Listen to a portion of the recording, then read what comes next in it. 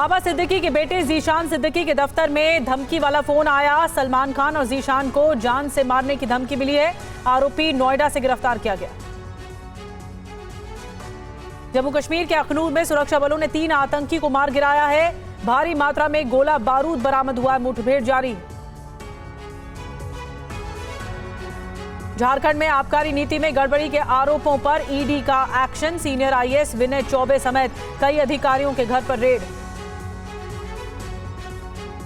शिंदे गुट के विधायक श्रीनिवास वनगा 13 घंटे से लापता। टिकट कटने के बाद रोते हुए वीडियो हुआ था वायरल। मुंबा देवी सीट से शिवसेना शिंदे गुट की उम्मीदवार शायना एनसी के खिलाफ नाराजगी है। बीजेपी नेता अतुल शाह ने निर्दलीय चुनाव लड़ने का किया ऐलान। महाराष्ट्र के लिए बीजेपी की चौथी लिस्ट जारी। 2 उम्मीदवारों के नाम घोषित।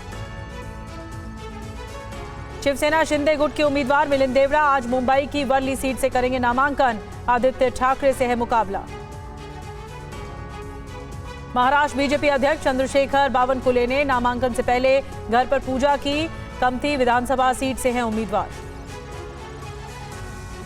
महाराष्ट्र में आज नामांकन का आखिरी दिन है। अब तक 4,426 लोगों ने पर्चा दाखिल किया। पीएम मोदी ने 51,000 अभ्यर्थियों को नियुक्ति पत्र सौंपा। बोले युवाओं को अधिक से अधिक रोजगार देने पर जोर है। थोड़ी देर में पीएम मोदी 70 साल से ज्यादा उम्र के बुजुर्गों के लिए शुरू करेंगे आयुष्मान योजना। 5 लाख तक मिलेगा मुफ्त इलाज। सरदार वल्लभ भाई पटेल की जयंती पर दिल्ली में रन फॉर यूनिटी का आयोजन। गृह मंत्री अमित शाह ने हरी झंडी दिखाई। कहा एकता दौड़ विकसित भारत का संकल्प। दिल्ली विधानसभा में कैग रिपोर्ट पेश करने की मांग पर आज हाईकोर्ट में सुनवाई। बीजेपी विधायकों की है याचिका। पटना में मेट्रो निर्माण के दौरान बड़ा हादसा। 3 मजदूरों की मौत, एक गंभीर रूप से घायल। पटना में मेट्रो साइट पर हादसे को लेकर मजदूरों का प्रदर्शन। पुलिसकर्मियों को बाहर निकाला। कंटेनर में दूध के क्रेट में छिपाकर लाई जा रही थी शराब की खेप। बिहार के नवादा में जब्त हुई है। झारखंड से लाई जा रही थी शराब। शराबबंदी के बावजूद बिहार के मोतिहारी में आरपीएफ इंस्पेक्टर के घर से 22 बोतलें विदेशी शराब बरामद हुई है। पूछताछ के लिए इंस्पेक्टर की तलाश जारी। यूपी के प्रतापगढ़ में शंटिंग कर रही ट्रेन की 3 बोगियां पटरी से उतर गईं। जांच के आदेश दिए गए हैं। यूपी के बहराइच हिंसा में एक्शन हुआ है। 2 थानों के 29 पुलिसकर्मी लाइन हाजिर। 58 सिपाहियों के कार्यक्षेत्र में बदलाव किया गया है। केरल में कासरगोड के मंदिर में बड़ा हादसा हो गया। पटाखों से लगी आग में 150 से ज्यादा लोग घायल हुए हैं। अस्पताल में भर्ती कराया गया। हैदराबाद के याकूतपुरा में एक घर में पटाखे से आग लग गई। 2 लोगों की मौत हुई है। एक की हालत गंभीर। भारत चीन के बीच एलएसी पर डिसएंगेजमेंट की प्रक्रिया आज हो जाएगी पूरी। सेना के सूत्रों ने जानकारी दी। कर्नाटक के तुमकुरू जिले में झील के पास सेल्फी लेते समय चट्टानों के बीच गिरी युवती। 12 घंटे रेस्क्यू के बाद निकाला गया। मुंबई में दिवाली के दिन रात 10 बजे के बाद पटाखे जलाने पर रोक। बीएमसी ने जारी की गाइडलाइंस। दिल्ली में कल के मुकाबले आज हवा की क्वालिटी थोड़ी बेहतर हुई है। 300 से नीचे आया है AQI।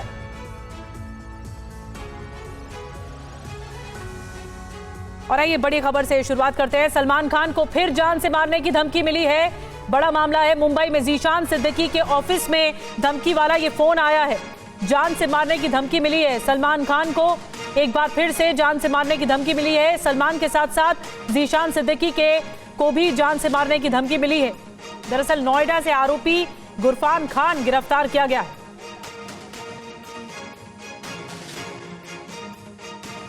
तो गुरफान खान को गिरफ्तार किया है। पुलिस ने गिरफ्त में ले लिया है और बताया जा रहा है इसी के जरिए धमकी भरा कॉल गया था जीशान सिद्दीकी के दफ्तर में।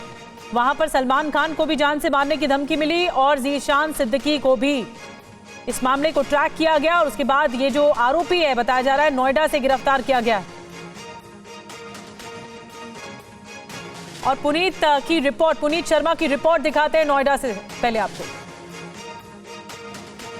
फिल्म स्टार सलमान खान और बाबा सिद्दीकी के बेटे जीशान सिद्दीकी को जान से मारने की धमकी देने वाले आरोपी शख्स को मुंबई पुलिस ने नोएडा आकर नोएडा पुलिस के सहयोग से गिरफ्तार किया है। दरअसल कुछ दिन पहले मोहम्मद तैयब नाम के शख्स ने मुंबई पुलिस के कंट्रोल रूम में टेक्स्ट मैसेज किया था और जीशान सिद्दीकी और सलमान खान को जान से मारने की धमकी दी थी, जिसके बाद पुलिस ने मुकदमा दर्ज किया था और आरोपी की तलाश कर रही थी। जिसके बाद मुंबई पुलिस नोएडा पहुंची और नोएडा पुलिस के साथ सहयोग मांगा और सेक्टर 92 की इलाके से आरोपी मोहम्मद तैयब को गिरफ्तार किया गया। मोहम्मद तैयब कारपेंटर का काम करता था, उसका पिता मोहम्मद ताहिर है जो कि सिलाई का काम करता था और ये लोग बरेली के रहने वाले हैं। लेकिन फिलहाल मोहम्मद तैयब जो है वो दिल्ली में रहता था अपने रिश्तेदार के यहाँ और यहीं पर जो है पुलिस जो है उनको पूरी जानकारी मिली, जिसके बाद जो है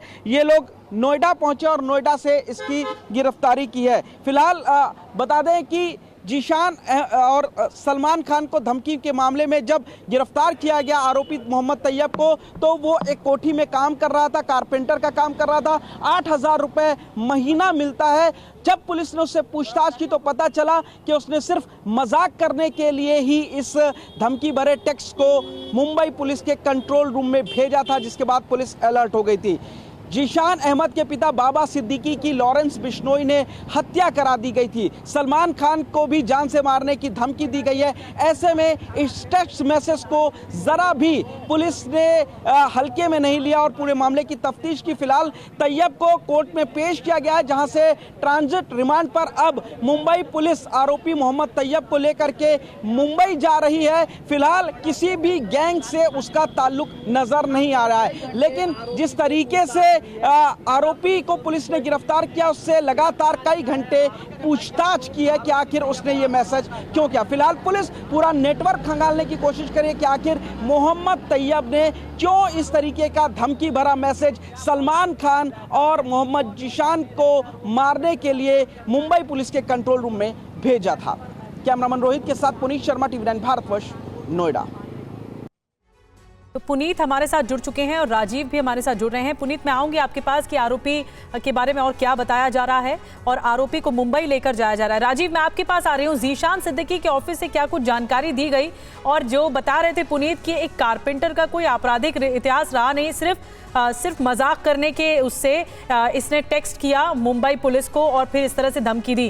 क्या कुछ जानकारी मुंबई पुलिस की तरफ से मिल रही है? देखिए, मुंबई पुलिस के अधिकारियों ने इस बात की पुष्टि की है। जीशान सिद्दीकी का जो ऑफिस है बांद्रा ईस्ट में, जहां पर बाबा सिद्दीकी का शूट आउट हुआ था, उससे थोड़ी दूरी पर 200 मीटर दूरी पर ही जीशान सिद्दीकी का बांद्रा ईस्ट में दफ्तर है। उसी दफ्तर में उनके व्हाट्सएप नंबर पर यह थ्रेट मैसेज आया हुआ था, जिसमें साफ तौर पर कहा गया था कि जीशान सिद्दीकी और सलमान खान को मार दिया जाएगा। लेकिन पैसे की बात जो है अभी पुलिस स्पष्ट तौर पे नहीं कह रही है, क्योंकि उनका कहना था कि इस तरह का कोई डिमांड करने की बात सामने नहीं आई है। जहां तक इस थ्रेट की बात है, मुंबई पुलिस ने कहा कि आरोपी से जो पूछताछ हुई है उसमें अभी तक किसी गैंग में शामिल होने या किसी तरह के आपराधिक रिकॉर्ड की जानकारी मिली नहीं है और आरोपी की उम्र भी महज 20 साल है। तो शुरुआती पूछताछ में पुलिस ये कह रही है कि संभवतः ये शायद मजाक करने के लिए, चूंकि जिस तरह का माहौल है, जिस तरह की स्थिति है, उसके मद्देनजर ये धमकी दी गई है। लेकिन आरोपी को नोएडा से मुंबई क्राइम ब्रांच ने गिरफ्तार किया, चूंकि मामला बेहद सीरियस था। क्राइम ब्रांच ऑलरेडी बाबा सिद्दीकी शूटआउट केस की इंक्वायरी कर रही थी। ऐसे में क्राइम ब्रांच ने जब गिरफ्तार किया तो उसके बाद उससे पूछताछ करने के बाद फिर निर्मल नगर पुलिस को, जहां पर एक केस रजिस्टर्ड है, राजीव, यही पूछते हैं अब पुनीत से, क्योंकि पुनीत हमारे साथ नोएडा से जुड़ चुके हैं। नोएडा से ही इस आरोपी की गिरफ्तारी हुई है और इसने यही धमकी भरा जो मैसेज किया, पहले पुलिस के कंट्रोल रूम में गया। पुनीत, क्या बताया जा रहा है आरोपी के बारे में? अब मुंबई लेकर जाया जा रहा है, तो क्या क्या किया जाएगा? आरोपी के बारे में क्या आपराधिक रिकॉर्ड बताया जा रहा है? देखिए, मोहम्मद तैयब जो है वो नोएडा के सेक्टर 92 में कारपेंटर का काम कर रहा था और दिल्ली के करदमपुली इलाके में अपने रिश्तेदार के घर पर रह रहा था। इनके जो पिता हैं मोहम्मद ताहिर, वो भी सिलाई का काम करते हैं और हंडिया हाफिज जो जगह है बरेली में, वहाँ के रहने वाले हैं। लेकिन महज 18-19 साल की उम्र है। जिस तरीके से इसने सलमान खान और जीशान सिद्दीकी को जान से मारने की धमकी दी तो पुलिस ने इस धमकी को जरा भी हल्के में नहीं लिया। सबसे बड़ी बात यह है कि लॉरेंस बिश्नोई लगातार सलमान खान को मारने की बात कह रहा है। उधर जीशान सिद्दीकी के पिता बाबा सिद्दीकी की हत्या भी बिश्नोई ने करवाई है। तो ऐसे बिश्नोई के जो गैंग में लड़के हैं वो बेहद कम उम्र के हैं। तो पुलिस को जब ये मैसेज मिला उसके बाद पुलिस ने तफ्तीश की और अब मोहम्मद तैयब उर्फ गुफरान को गिरफ्तार किया है। इसकी भी उम्र कम है। जरूर ये बात कह रहा है कि उसने मजाक करने के लिए इस मैसेज को किया है, लेकिन अब पुलिस उसका पूरा रिकॉर्ड खंगाल रही है कि कहीं किसी आपराधिक ग्रुप से उसका ताल्लुक तो नहीं है। क्या वाकई में वो बिश्नोई के साथ जुड़ चुका है और बिश्नोई के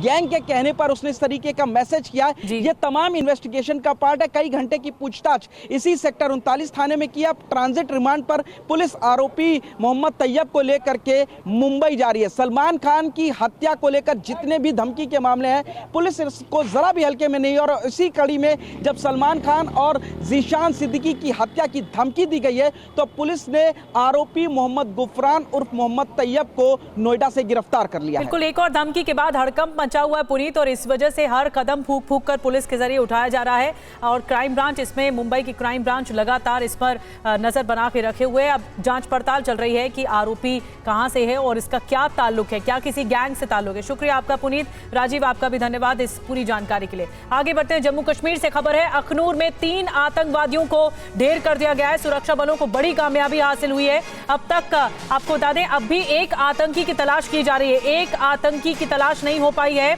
इलाके में सुरक्षा बलों का सर्च ऑपरेशन अब भी जारी है। अखनूर में कल से ये मुठभेड़ चल रही है और कल से बहुत एहतियात कदम उठाए गए हैं सुरक्षा बलों की तरफ से, हमारी सेना की ओर से। और देखिए, 2 तस्वीरें आपको दिखा रहे हैं। एक तरफ गश्ती बढ़ गई है, आतंकियों के साथ जो एनकाउंटर है वो अब भी जारी है। कल से ये एनकाउंटर किया जा रहा है। 3 आतंकवादी ढेर कर दिए गए हैं। एक की तलाश की जा रही है। 4 कुल आतंकवादी बताए जा रहे थे।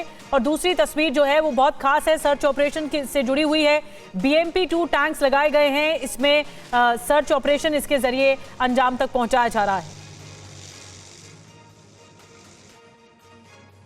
तो सबसे बड़ी बात यह है कि जो पूरे इलाके को इवैक्यूएट कराया गया। अखनूर का ये इलाका जो लाइन ऑफ कंट्रोल के बहुत पास है और यहीं से ही आतंकी दाखिल हुए, जो बताई जा रही है घुसपैठ हुई आतंकियों की ओर से। और अब सुरक्षा बलों का जो टारगेट है वो एक आतंकी है जो अब तक नहीं पकड़ा गया या उसे ढेर नहीं किया गया।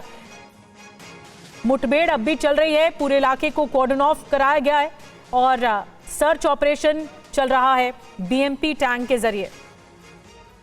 और आपको बता दें कि अखनूर में आतंकियों के खिलाफ चल रहे ऑपरेशन की 4 तस्वीरें एक साथ आपको दिखा रहे हैं। सुरक्षा बलों ने अब तक 3 आतंकियों को मार गिराया, जबकि एक दहशतगर्द की तलाश की जा रही है। आतंक के खिलाफ ऑपरेशन में सेना का BMP-2 टैंक जो कि जुटा हुआ है, तस्वीरें आपके सामने हैं। आतंकियों के खिलाफ एनकाउंटर में फैंटम डॉग की मौत हो गई है। फैंटम डॉग शहीद हो गया है। अखनूर में चल रहे ऑपरेशन पर आपको अंकित भट्ट की रिपोर्ट इसी इलाके से दिखाते हैं। अखनूर के भट्टल इलाके में भारतीय सेना और जम्मू कश्मीर पुलिस ने तीनों आतंकियों को ढेर कर लिया है। आज ऑपरेशन का दूसरा दिन था। 2 आतंकियों को आज ढेर किया गया। कल सुरक्षा बलों की तरफ से एक आतंकी को ढेर किया गया। आपको बता दें कि कल तकरीबन 7 साढ़े 7 बजे के बीच सुबह आतंकियों की तरफ से भारतीय सेना के एक एम्बुलेंस पर फायरिंग की गई। गनीमत ये रही कि किसी भी तरीके से कोई भी व्यक्ति जो है वो इंजर्ड नहीं हुआ। लेकिन अब बिग सक्सेस है सुरक्षा बलों के लिए, क्योंकि तीनों आतंकियों को भारतीय सेना और जम्मू कश्मीर पुलिस के स्पेशल ऑपरेशन ग्रुप की तरफ से ढेर किया गया है। इस समय मैं मौजूद हूं भट्टल के इलाके में। ये वही इलाका है जहां पर कुछ देर पहले तक फायरिंग होती रही। भारतीय सेना और जम्मू कश्मीर पुलिस ने पूरी तरीके से इस इलाके में मोर्चा संभाला हुआ था। 3 आतंकियों की जानकारी जम्मू कश्मीर पुलिस और भारतीय सेना को मिली थी और पूरे इलाके को घेरने के बाद तीनों आतंकियों को अब सेना और सुरक्षा बलों की तरफ से ढेर किया गया है। हालांकि अभी भी इस इलाके से आगे जाने की अनुमति नहीं है। वहीं आपको बता दें कि इन तीनों आतंकियों से भारी मात्रा में आर्म्स एंड एमुनेशन ID जो है वो रिकवर की गई है। इस ऑपरेशन में भारतीय सेना के एक साइलेंट वॉरियर जो है वो शहीद हुआ है। वहीं लगातार इस तरीके के ऑपरेशन जो है सेना और जम्मू कश्मीर पुलिस की तरफ से चलाया जा रहा है ताकि जम्मू संभाग की अगर ख़ास तौर पे बात की जाए, जितने भी आतंकी इन इलाकों में छुपे हुए हैं उनको न्यूट्रलाइज किया जाए। वहीं कल जिस तरीके से आतंकियों की तरफ से भारतीय सेना के एम्बुलेंस वाहन पर फायरिंग की गई और उसके बाद मौके पर जम्मू कश्मीर पुलिस की स्पेशल ऑपरेशन ग्रुप और साथ में भारतीय सेना की जो टुकड़ी है वो यहाँ पर पहुँचती है और इसी इलाके में सुरक्षा बलों और आतंकियों के बीच मुठभेड़ होती है। माना जा रहा है कि तीनों आतंकी जो है वो FT है। वहीं आपको बता दें कि लगातार पाकिस्तान में बैठे हुए आतंकियों के आका ये प्रयास कर रहे हैं कि बर्फबारी से ठीक पहले आतंकियों की जो घुसपैठ है वो करवाई जा सके, लेकिन वक्त रहते सुरक्षा बलों ने इन तीनों आतंकियों को ढेर किया है और बड़ी कामयाबी जो है वो जम्मू में इस एनकाउंटर में मानी जा रही है। कैमरा पर्सन अनुदीप शर्मा के साथ अंकित भट्ट, TV9 भारतवर्ष के लिए बट्टल से। तो बट्टल इलाके में ये सर्च ऑपरेशन किया जा रहा है। अंकित भट्ट की रिपोर्ट हमने आपको दिखाई। अंकित खुद इस वक्त लाइव हमारे साथ जुड़ रहे हैं सीधे अखनूर से, जहां पर ये मुठभेड़ चल रही है। अंकित, बहुत बड़ी कामयाबी 24 घंटे में सुरक्षा बलों को लगी है। 24 घंटे में 3 आतंकवादियों को ढेर कर दिया गया। चौथे आतंकी के बारे में क्या इस वक्त जानकारी मिल पा रही है? देखिए, 3 आतंकियों को सुरक्षा बलों ने ढेर किया है। 3 आतंकी थे। यहाँ पे SSP जम्मू जोगिंदर सिंह हमारे साथ मौजूद है, ब्रीफ कर रहे हैं मीडिया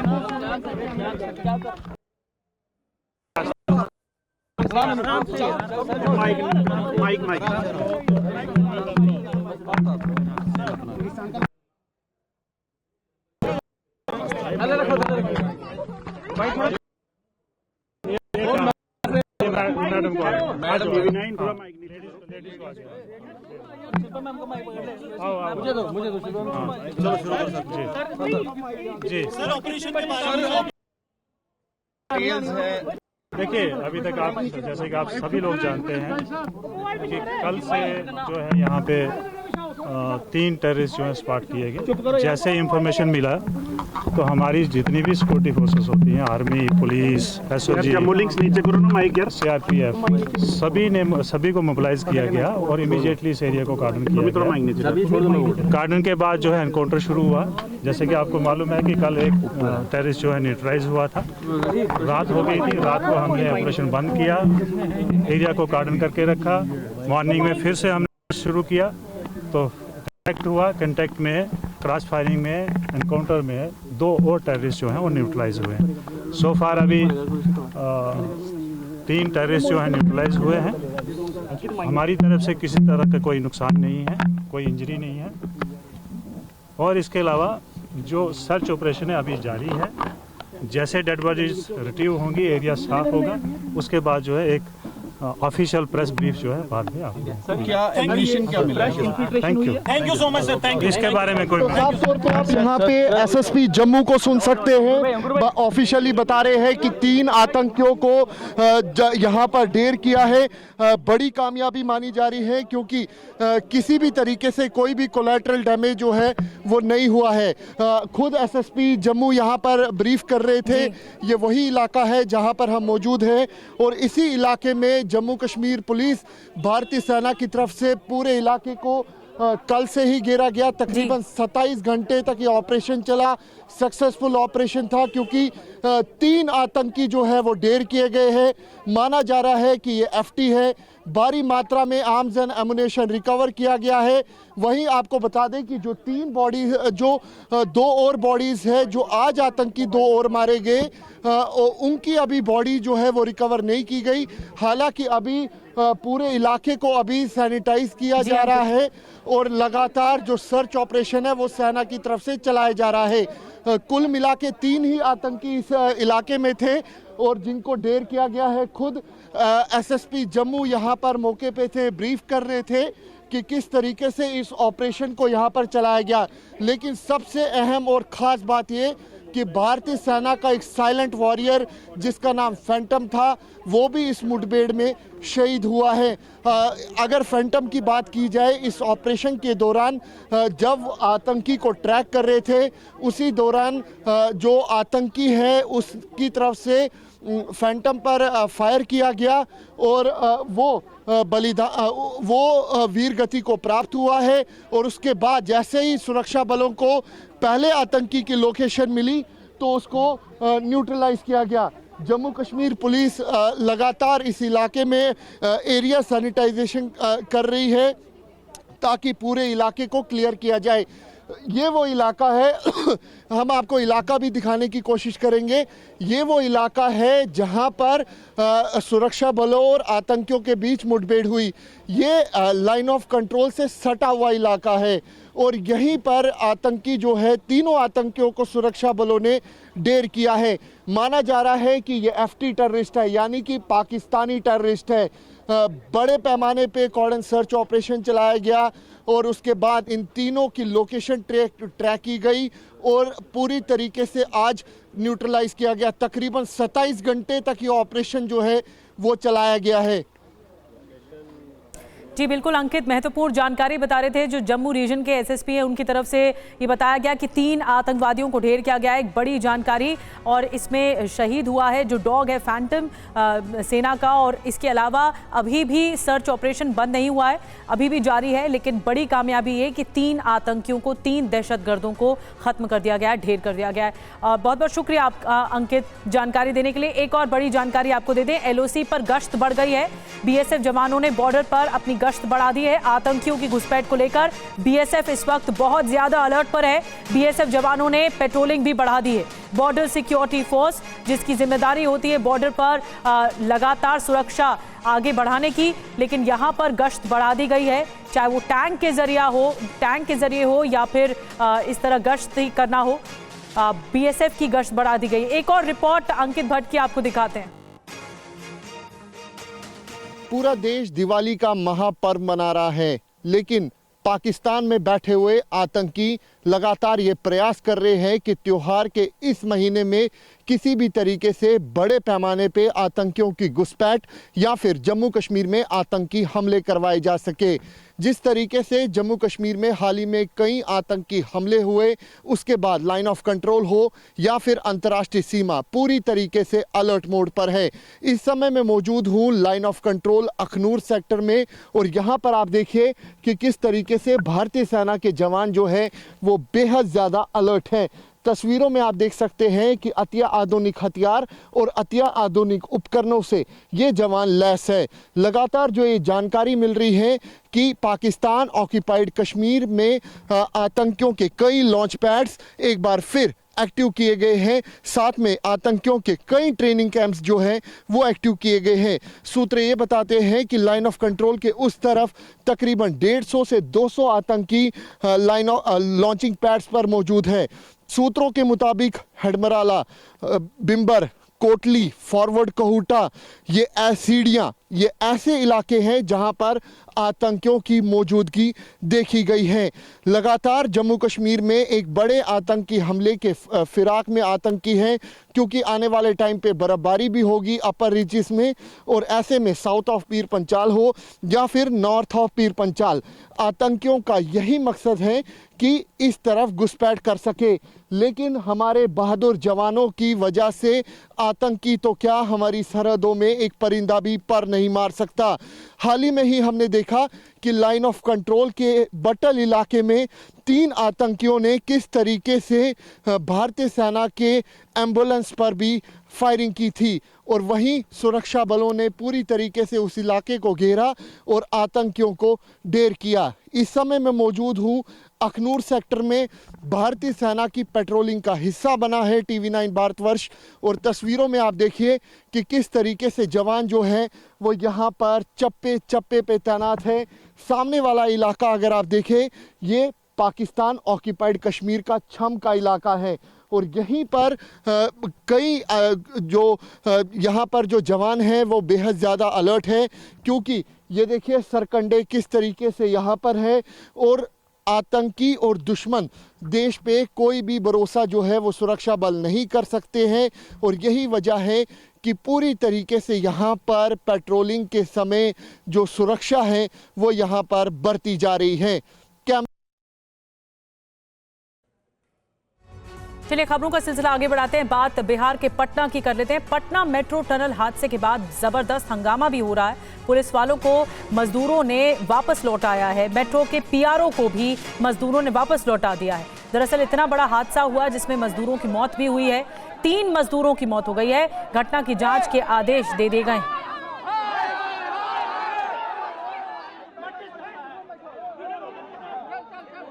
तो जो मेट्रो के पीआरओ पहुंचे थे मौके पर घटना का मुआयना करने, उन्हें भी जो स्थानीय लोग हैं या मजदूर हैं उनके जरिए वापस लौटा दिया गया। इसके अलावा प्रशासन की तरफ से आगे कदम उठाया जा रहा है, लेकिन वहां पर बहुत ज्यादा हंगामा हुआ है। तस्वीरें आप देख रहे हैं। दरअसल ये जो लोको मशीन है उसका ब्रेक फेल हो गया और बड़ा हादसा हो गया। देर रात यह हादसा हुआ।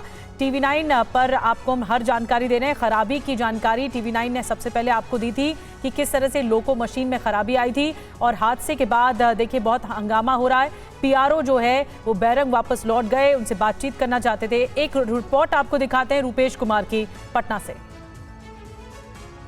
पटना मेट्रो निर्माण में जो हादसा हुआ उसके बाद से यहाँ पर बड़ी संख्या में जो मजदूर हैं, कर्मचारी इकट्ठे हो गए हैं, आक्रोशित। पुलिस यहाँ पहुंची है। देखिए यहाँ पे नारेबाजी और पुलिस वालों को यहाँ से बाहर निकालने के लिए, और पटना मेट्रो की जो पीआरओ हैं वो यहाँ पे पहुंची हैं। उनके ऊपर गुस्सा, आक्रोश।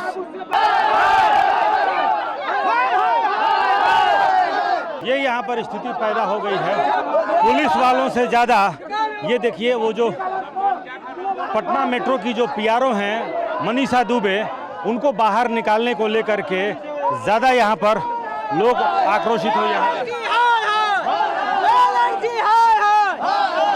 कंपनी के खिलाफ L&T जो कंपनी है, जो निर्माण की एजेंसी है L&T, उन कंपनी के अधिकारियों और सेफ्टी मेजर्स नहीं लिया गया उनके द्वारा, उनके खिलाफ गुस्सा। और पटना मेट्रो की जो पीआरओ हैं वो यहाँ पर पहुँची हैं, उनको भी यहाँ से बाहर निकालने को लेकर के लोग आक्रोशित, गुस्सा का प्रदर्शन और नारेबाजी कर रहे हैं। कैमरामैन कुणाल के साथ रूपेश कुमार, TV9 भारतवर्ष, पटना।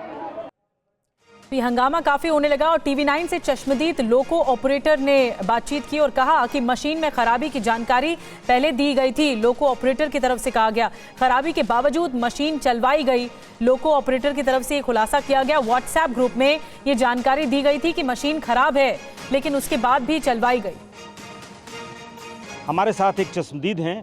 जो लोको पायलट की मौत हुई है उसमें ये को लोको पायलट थे, यानी कि 2 लोको पायलट होते हैं, एक की मौत हुई है और दूसरा एक स्टैंड बाई या उनके साथ सेकंड लोको पायलट होते हैं, वो हमारे साथ मौजूद है। क्या नाम है आपका? कुंदन नाम है सर। आप सेकंड लोको पायलट थे। अच्छा। तो आप सब देखे होइएगा हादसा? नहीं, तो हम तो बाहर में थे सर, लोग अंदर में तो गाड़ी गया था ना सर। अच्छा। हम तो बाहर में थे, अपने गाड़ी में थे सर। अच्छा, तो ये बताइए हुआ क्या था? हुआ कि गाड़ी लेके आ रहा था इधर से, और गाड़ी भरा हुआ बकेट था पूरा, उसको अंदर भेजना नहीं चाहिए था क्योंकि उसका कैपेसिटी उतना नहीं है सर जो ब्रेक को झेल पाए। फिर भी उसको अंदर भेज दिया और वो गाड़ी संभाल नहीं पाया सर। रात में हादसा हुआ, दिन में क्या हुआ था? क्या दिन में ब्रेक खराब है ये मैसेज दिया गया था? हाँ, तो ग्रुप में डाला हुआ था मैसेज है। मैसेज क्या मैसेज? हमको ऑपरेटर जो था डेली वाला वो बोला था कि नहीं चल रहा है, उसका सर्विसिंग करवाना। मैं फोरमैन जो था उसको भी बोले थे, तो वो भी बोला ठीक है ये माइनिंग खत्म हो जाएगा, मैं करवा दूंगा अगले माइनिंग में। मतलब कोई ग्रुप है, ग्रुप में अधिकारी भी जुड़े हुए हैं? हाँ, ग्रुप में सारे आदमी जुड़े हुए हैं। ग्रुप में ये डाला हुआ था कि ब्रेक में खराबी है। ऑपरेटर जो था वो हमको खुद फोन करके रास्ते में रुक के वेट करके दोनों अपने में बात कर लिए थे। नहीं, आपस में बात करना, अधिकारियों को जानकारी थी? जानकारी तो हमेशा दिया रहता है कि ये प्रॉब्लम वो प्रॉब्लम है, लेकिन पूरा सक्सेस होता नहीं सर। यहाँ ग्रुप में डाला जाता है, जो अगर प्रॉब्लम होता है वो ग्रुप में डाला जाता है। ये प्रॉब्लम डाला गया था? क्या डाला गया? अच्छा, क्या डाला गया था मैसेज? डाला हुआ था, ऑफिस में भी जाके बात किया था, लेकिन वो बात को इग्नोर कर दिया। क्या बताया गया था ऑफिस में? ऑफिस में बोला था कि लोगों का ब्रेक फेल हो रहा है, उसको सही करो पहले, लेकिन वो बात को इग्नोर करके फिर लोगों चालू कर दिया। वो जो जिम्मेदारी है ना, L&T का जितना स्टाफ है वो सबका जिम्मेदारी है। एक काम है, आर्मी जो आता है इधर। रात में हादसा हुआ, ब्रेक फेल हुआ और ब्रेक गड़बड़ है, ये मैसेज दिन में ही चला गया था? दिन में दिया अधिकारियों को दे दिया गया था, ग्रुप में और ऑफिस में जाकर? दोनों में दिया गया था। कंप्लेन हुआ था? हाँ। क्या कहा गया उधर से? उधर से मना कर दिया साहब, बोला जैसे चल रहा है अभी चलने दो, बाद में देखेंगे। ऐसा वो जो L&T का स्टाफ है ना, इसीलिए ऐसा होता है। वो बोलता है काम करना है तो करो, नहीं तो भाग जाओ। फाइनल लेके चले जाओ। और हादसे वाली जगह मौजूद मजदूरों का क्या कुछ कहना है, ये भी आपको सुनवाते हैं। यहाँ गेट बंद कर दिया था क्या? स्टाफ पूरा गायब है, कैसे साइड चला रहा है ये लोग, देखिए। रात में एक्सीडेंट होने के बाद पूरा आदमी भाग गया यहाँ से। इंचार्ज जो है पूरा आदमी निकल लिया, कोई स्टाफ नहीं था, अभी भी कोई भी नहीं है। अभी भी कोई साहब देखने वाला नहीं है यहाँ पे, सारा बस काम का खाली प्यारा है। बाकी आदमी को कुछ हो कोई नहीं, सारा छोड़ के जगह भाग गया सब। मजदूर को गधा बना के भी काम किया, लेकिन घटना घटने के बाद उसका जिम्मेदारी कौन होता है? कंपनी होता है ना सर। लेकिन कोई स्टाफ दिखाई दे रहा है एलएनटी का? कंप्लेन देते हैं तो कंप्लेन सुनता है ना। जब हम लोग कंप्लेन देते हैं कि इस तरह के प्रॉब्लम है, कोई नहीं सुनवाई, बोलता काम करो, करना करो, नहीं तो सीधा बाहर जा घर जाओ। और आइए खबरों का सिलसिला आगे बढ़ाते हैं। बात केरल के मंदिर में हुए बड़े हादसे की कर लेते हैं। केरल के कासरगोड में मंदिर में बड़ा हादसा हो गया। वीराकावु मंदिर फेस्टिवल चल रहा था और इसी दौरान ये आग लग गई। आपको बता दें, पटाखों से लगी आग की वजह से 98 लोग घायल हुए हैं। कई घायलों की हालत गंभीर बताई जा रही है। स्थानीय अस्पताल में घायलों का इलाज भी जारी है।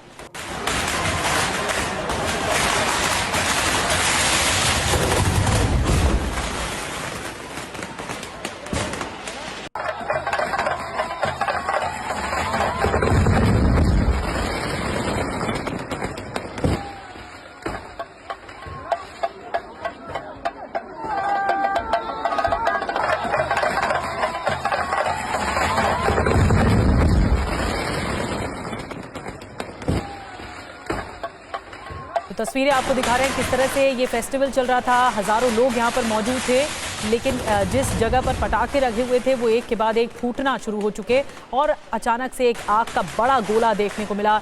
98 लोग इस हादसे में घायल हुए हैं। वहीं हैदराबाद से भी एक तस्वीर सामने आई है। भीषण आग यहाँ पर भी लग गई और दूसरे दिन आपको बता दें, याकूतपुरा के एक घर में पटाखे से ये आग ज्यादा भड़की है। 2 लोगों की मौत भी हो गई है हैदराबाद हादसे में, एक की हालत गंभीर बताई जा रही है। दरअसल गैस सिलेंडर से आग लगने की आशंका बताई जा रही है, तभी ये बड़ा हादसा हुआ। एक दिन पहले पटाखे की दुकान में आग लगी थी और फिर अब गैस सिलेंडर में आग लगी तो आग काफी ज्यादा भीषण हो गई। कट्टे पे आंच लग गई, कट्टे के सामने तालाब कट्टे पे घर के।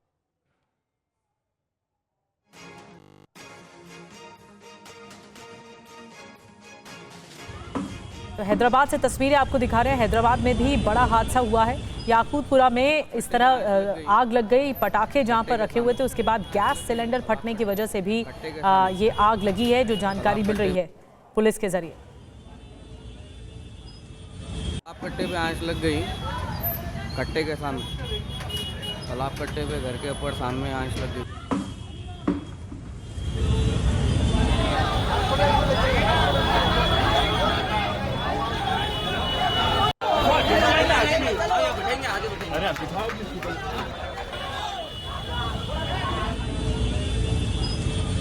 कट्टे पे आंच लग गई।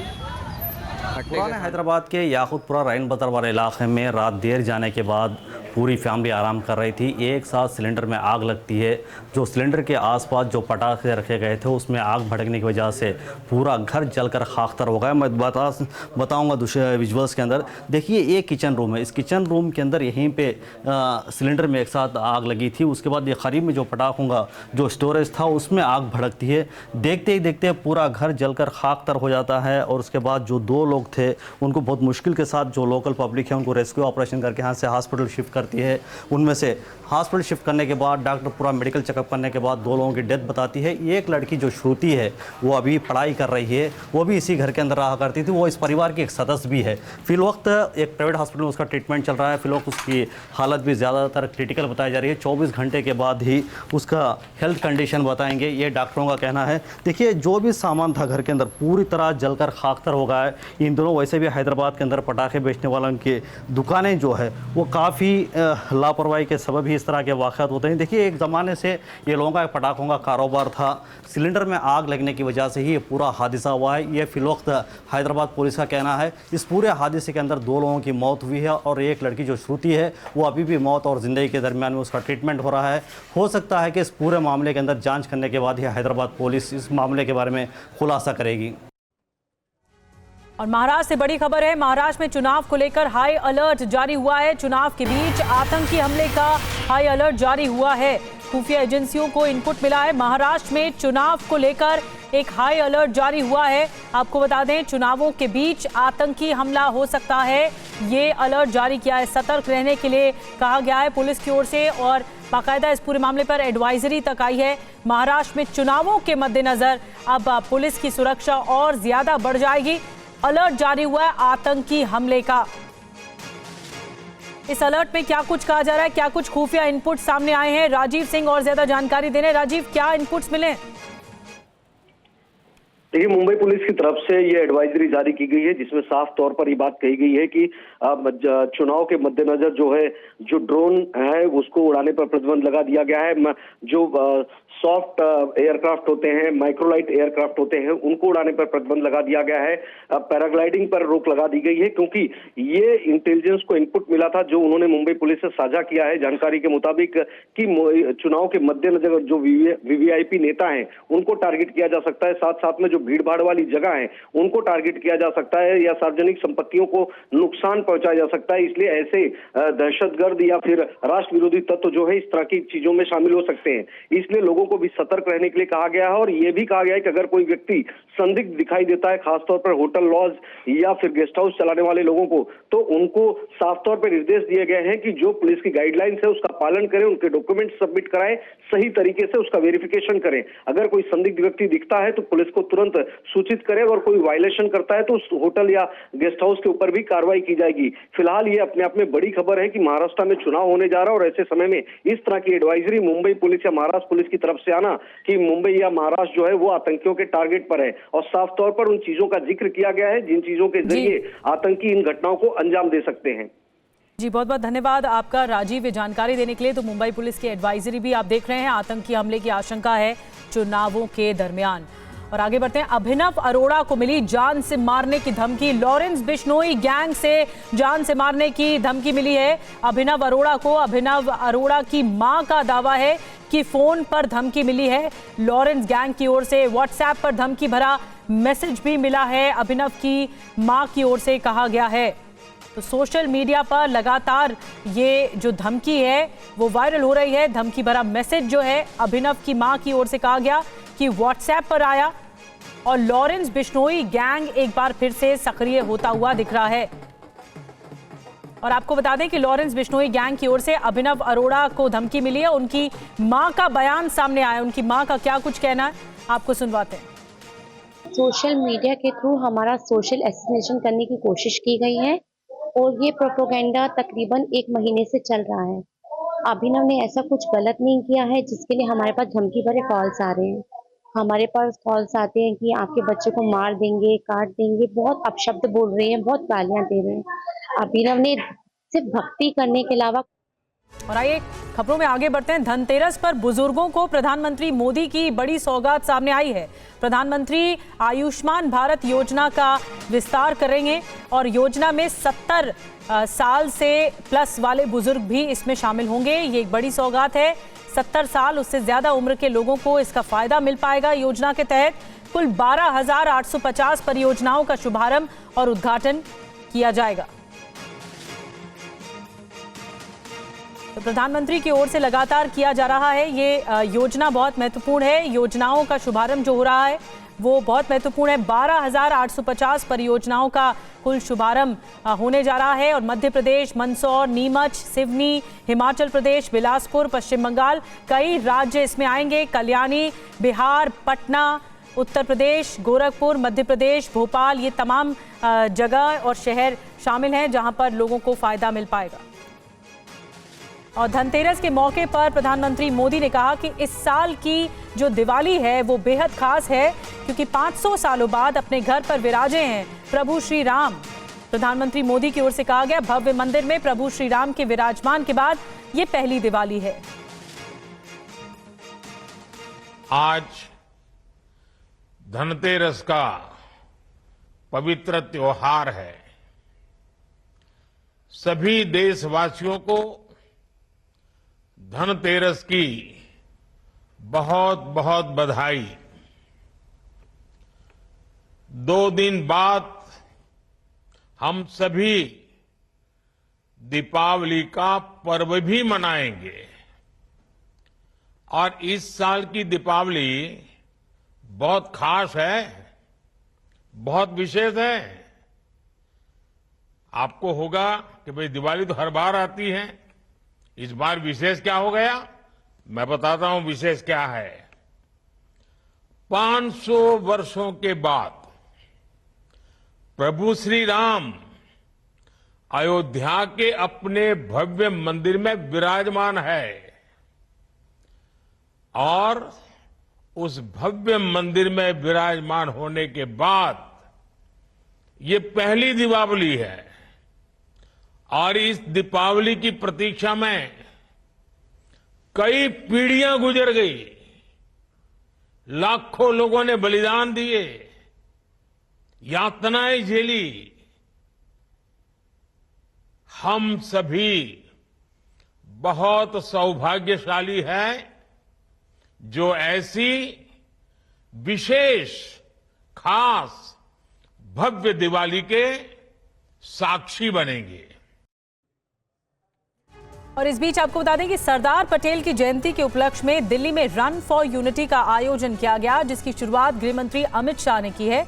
इस दौरान उन्होंने ये कहा कि रन फॉर यूनिटी विकसित भारत का संकल्प है। तो हरी झंडी दिखा रहे हैं गृह मंत्री अमित शाह और रन फॉर यूनिटी का आयोजन किया गया, जिसमें सैकड़ों लोग भागते हुए इस मैराथन में हिस्सा लेते हुए नजर आए।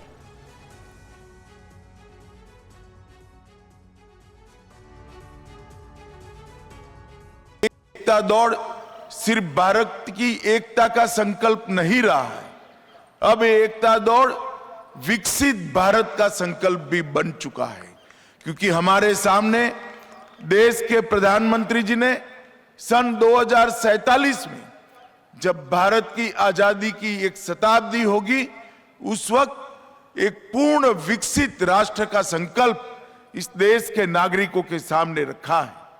जब आजादी का उत्सव मनाया जाता था, उस वक्त स्फूर्ति के साथ चाहे लक्षद्वीप हो, जूनागढ़ हो, चाहे हैदराबाद हो, ये सारी रियासतों को भारत के साथ मिलाने के लिए सरदार पटेल ने अपने कुनेह और दृढ़ता का परिचय दिया था।